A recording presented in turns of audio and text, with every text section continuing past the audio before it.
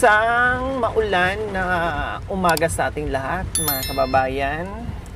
Ingat po tayong lahat dahil may dalawang bagyo na papasok po.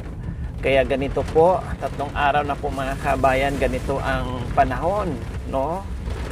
Araw-araw po ay talagang ang ulan dito sa kabundukan, mga kababayan. Hindi mo talaga mapipigilan. Ganun pa man, sa umagang ito mga kababayan, tuloy-tuloy ang ating misyon. Kahapon, basang-basa tayo, muntik na tayong napilayan sa more than 6 hours po na lakaran. Balikan po yun mga kababayan. Sumakit ang tagyang ko. Ay, ano po? Pagdating namin dito kagabi, masakit ang tagyang ko. Hindi na ako hindi na ako makabangon. Nagwawala na kasi. Napamura kayo sa lakaran ah. Bakit kanya? Nagwawala ka. Sabi niya, masakit ka ako yung tagyang ko. Akong paglalakad na yan. Kayo may kasalanan. Kasi sabi nyo kasi, malayo, malapit. Sabi nyo, malapit lang. Kaya? Kaya. Oh. Si July niyan nagalit. Doon kami sana nagtatrabaho. Sinama niyo pa kami bumaba. So ayan po mga kababayan, kasama po namin ngayon si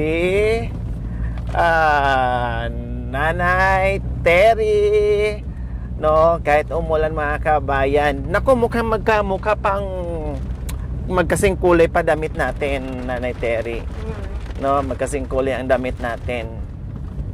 Yes, mamasyal kami ni Nanay Terry, kaya sunduin po namin si Tatay Ronnie, no, dahil hindi kami makalakad ng malayo sa kabundukan muna kasi sabi ko dito lang muna tayo sa hindi masyadong maglalakad ng malayo mga kabayan, baka masundot yung ating binti, yung kanang paan natin mga kabayan, tuluyan tayo hindi makalakad. Buti na natanggal sa masahe, sa haplas, no, sa gamot. Kaya okay at nakalakad tayo ngayong umaga. So, kumusta, Nanay Terry? Ito, masakit-sakit pa rin ang paa ko. Anong sabi niyo po kahapon? Ano ba itong lakad na to? Pinahirapan tayo tapos sinahamon niyo pa ako sa lakaran natin. Kung sinabi niyo kasi na malayo, kundi, sige, saka na lang sana. Pero sabi niya kasi sa likod ng bundok na yan, nandyan na. Tapos pagdating natin doon, sa susunod na bundok, nandyan na. Pagdating na naman doon, susunod. Diyos ko. Kaya sa katagalan, talagang narating natin yung bahay ni Nanay Gemma and Kuya July. Kasi po, pinasyalan po namin mga kabayan. No? Kasi sabi ko nga, iba't ibang storya ng buhay sa mga anak ni Nanay Terry and Tatay Ronnie. So alamin din natin yung buhay-buhay nila, no? Kung ano yung pinagkakabisihan, kung ano yung hanap buhay nila, kung ano yung pinagkakaabalahan araw-araw, kung paano sila nabubuhay, nakakapag-survive sa araw-araw na pamumuhay mga kabayan. Kaya ito muli si Nanay Terry, no? Halos hindi pala nakatulog kagabi. Kumusta yung mga kuko nyo po, Nanay? Ay, eto, natanggal nga yung isa. Ano po? Dumugo nga yan, no? Puti niya. Saka yung talapang ko, yan, nahinog na. Sabi ko, grabe ko, madalang ka lang, naglalakad. Hindi man akong gano'n naglalakad. Kapag naglakad akong gareta. Nagdadala ka ng gareta? Oh, pero at least yung lakad natin, wala tayong bit-bit na mabigat. Dati, naglalakad kayo, may bit-bit kayong isang sakong puso ng saging. O, di ba? At least isang kuko lang ang natanggal. At isang talampaka lang ang natuklap. Hindi lahat, ne? Hindi lahat. Oo. Sa susunod, gagapang tayo. Gagapang tayo sa pader. Pagapang tayo pag pumunta tayo ulit sa bundok, pagapang tayo papunta doon para hindi tayo matanggalan ng kuko. Kinain niyo po ngayong umaga, Kanina, anong inalmusal niyo po? Wala, hindi pa kami nag-amusal. Hindi pa kayo nag-almusal, tanghali na? Wala kasi kami sabaw. Walang ulam. Naghahanap ka ng sabaw. Kaya hindi ka nakapag-almusal. Oo nga naman, no? Masarap nga naman, lalo na sa ganitong panahon, malamig, no? Malamig ang panahon, ulan-ulan, kaya kailangan talaga makahigop ka ng mainit-init na yummy na sabaw. Manguha tayo ng maghahunting tayo ng baboy ramo sa kabilang bundok. Kaya sinundo po namin kayo. Ready na po kayo ulit sa lakaran? Ready na. Ready na. Hanggat hindi tayo maputulon ng hininga.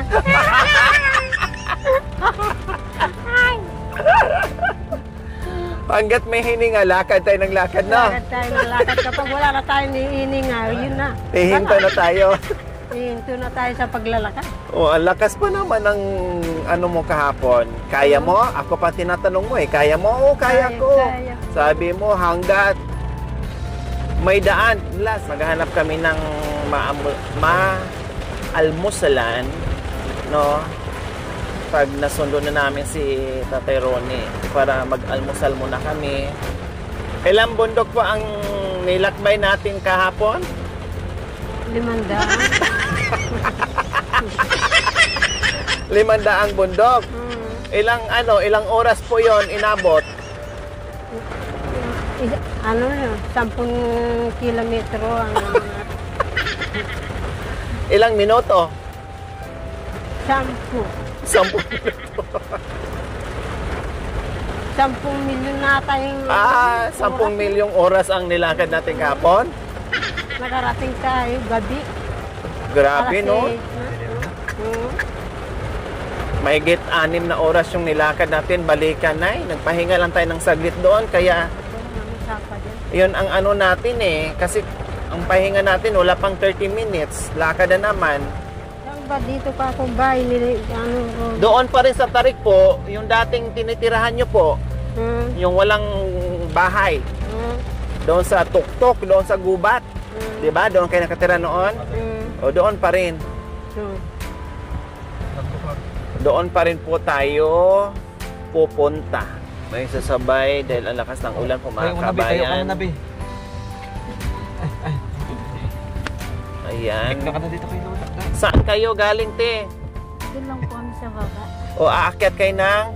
Dito po sa libutan po. Saan banda? Sa Taring. Dito po. Sa gitna po ng... Sa gitna ng bundok? Di ba malaki lang po dito sa... Kasi alam mo, kasi hindi ko po. Ay, hindi mo alam. Dito po kasi ako dati kaso. Nakalimutan mo na. Matagal na po kung hindi nakatira dito. Tamit. Diyos ko, mayroon kaming din nakikisakay dahil umulan. Hindi rin niya kabisado dahil matagal nang nawala dito. Parang ka rin si Nanay Terry pala Nanay Terry. Hindi dito lang po sa tindahan ko. Ito?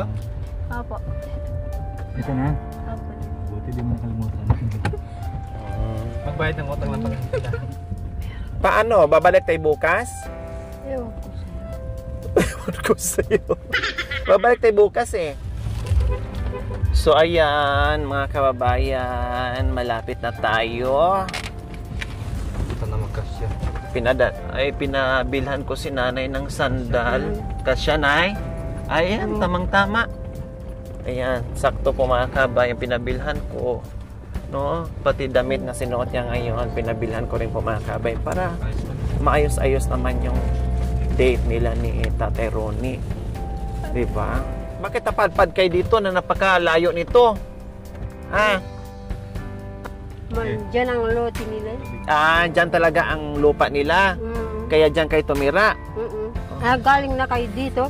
Opo. Madalas po kami pupunta dyan kay Tatay Ronnie. Wait lang. Nandyan po kami palagi kay Tatay Ronnie. Antayin muna natin si Tatay Ronnie, ha? Susunduin lang, ha?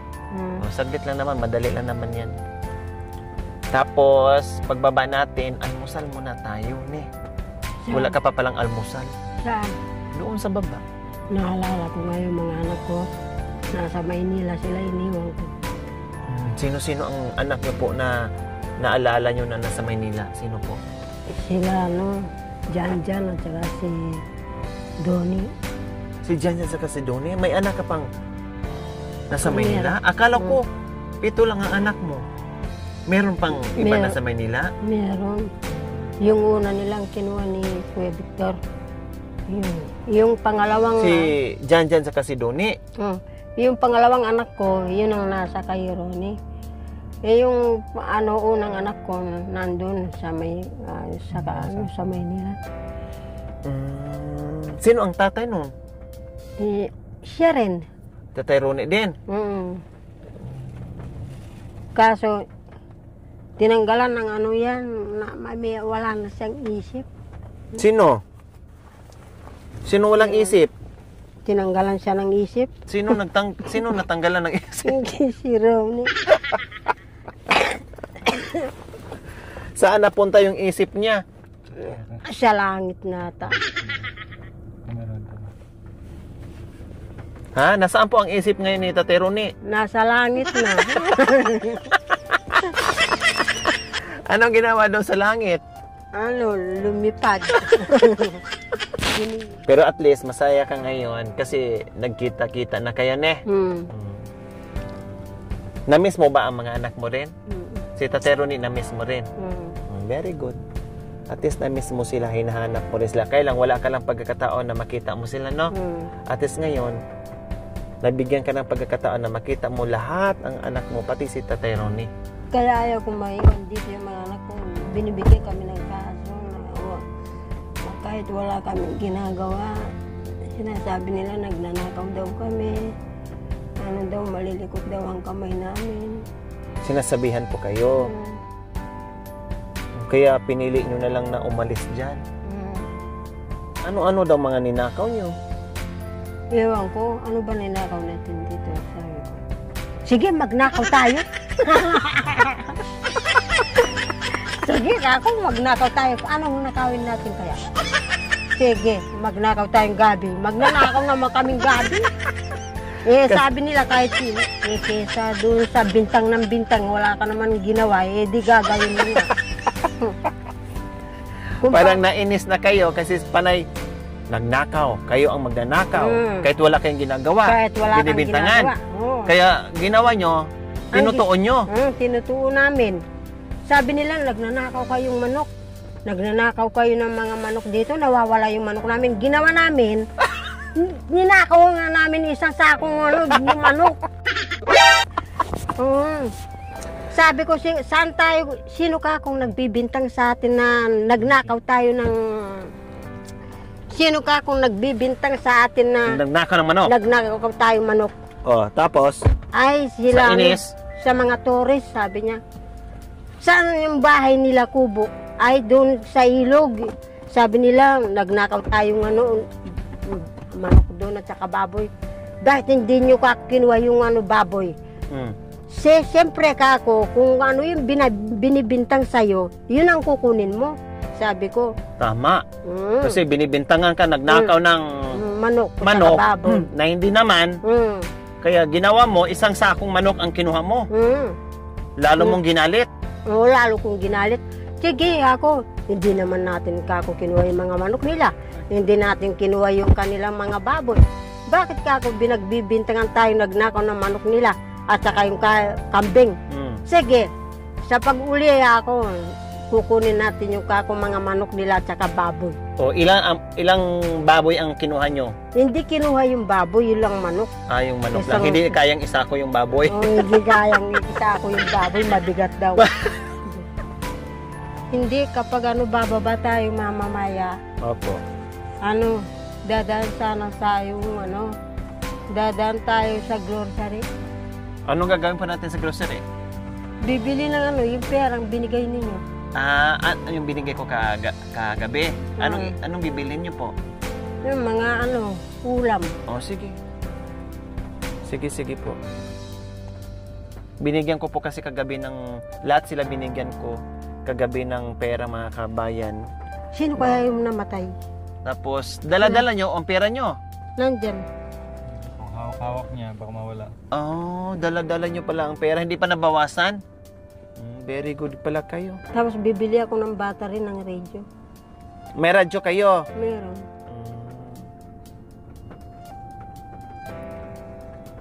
Sige po, mamaya po, bago tayo uuwi, ne? Hmm.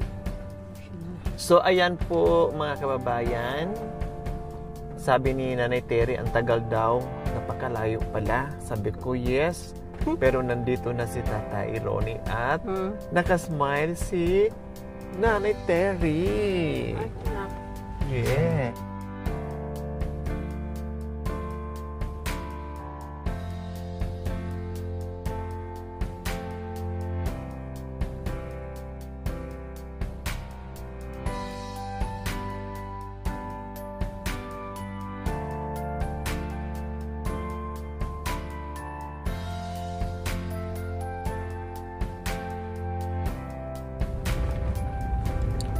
So ayan po mga kabayan, buti na lang tumila din yung ulan, no?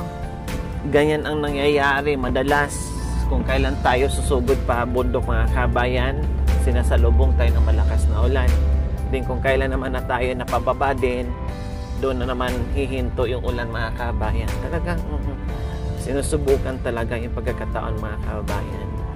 So ayan, kita nyo naman po na kami ay pababa at magkakasama nga po si Nanay Terry and Tatay Ronnie, no? Talagang nahiya pa sa isa't isa, pero okay lang, at least nagkita sila, no, at magkasama, magbanding para sa darating na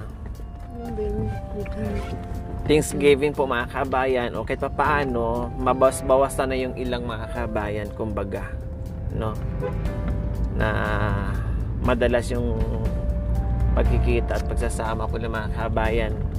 Hindi yung pagdating sa Thanksgiving hindi sila magkikibuan, no, kumbaga yung hiya nila sa isa't isa ay nanumbalik.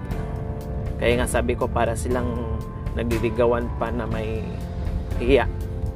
Pero kahit pa paano, nung una, kinakulit ni Tatay Ronnie si Nanay Terry, no? Pero ngayon si Nanay Terry ay okay naman kay Tatay Ronnie. No, hindi man sila magsama mga kabayan or hindi man sila magbalikan, okay lang yun. Importante na magkasama silang mga anak, no? May mga time na magkakasama sila, magbanding sila, no? Hindi naman natin pwedeng pilitin kung hindi pa sila pwede sa ngayon, kasi mahirap din po mga kabayan, di ba? So hayaan natin yung tadhana. Kung talagang sila kung talagang magbalikan sa mga kabayan, kundi sila talaga mga kabayan, no problem. Ngayon tama na yung pasyal-pasyal lang kasama mga anak, kita-kita kasama mga anak, no, tama na yung ganyan mga kabayan, na magkita-kita kahit paminsan-minsan lang. Thank you for watching. Don't forget to like, share, and subscribe.